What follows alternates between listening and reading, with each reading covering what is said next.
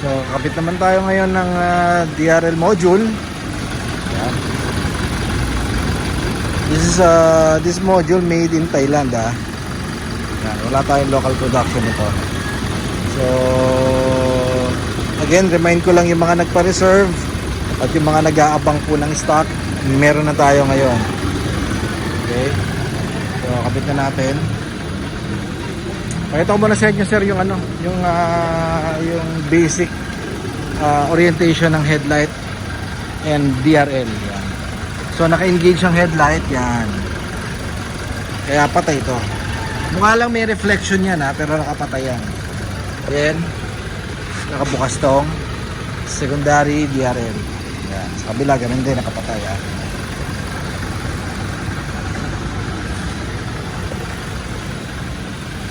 So gagawin natin, sisingit lang natin to. Yan, parang ganun headlight, then yung source. Ito natin yung headlight, yan. Kailangan natin yan. Medyo matigas. Yan. Sisingit natin dito sa magkabilang side na yan. Ito ganun.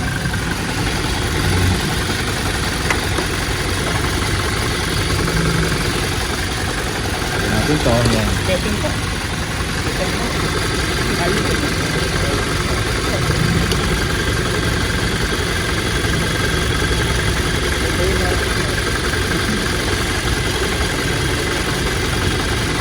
Yun, kung nag-click na, then nakawin na sa source.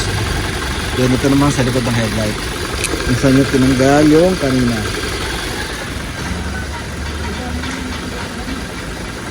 Yun. Yun. Diba? May ilaw na ngayon siya. Ganun lang kadali. At ganun lang ka-basic ang pagkakabit niyan. DIY kayang-kaya to sir, lalo na yung mga nasa province, yung mga pinapadala natin. I mean, yung mga outside Metro Manila, kaya pwede natin pa LBC. Kasi mo mo. Diba? May ilaw na to.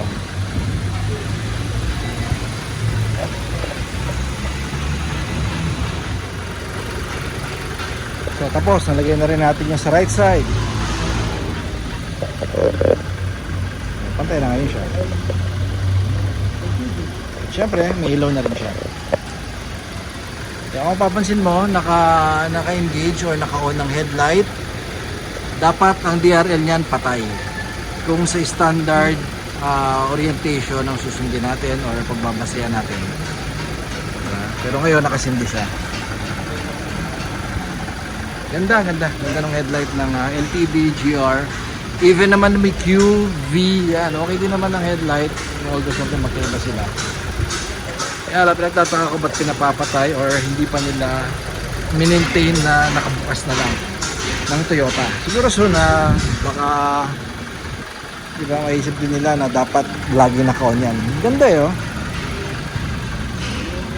So for this 6,000 natin binebenta yung pair na DRL module. Okay, so message na guys meron pa tayong so far, marami pa yung available natin. So applicable sa lahat ng 2021 hanggang 2024 VQ, LTD and GR Sports, mapa manual or mapa 4x4 or 4x2.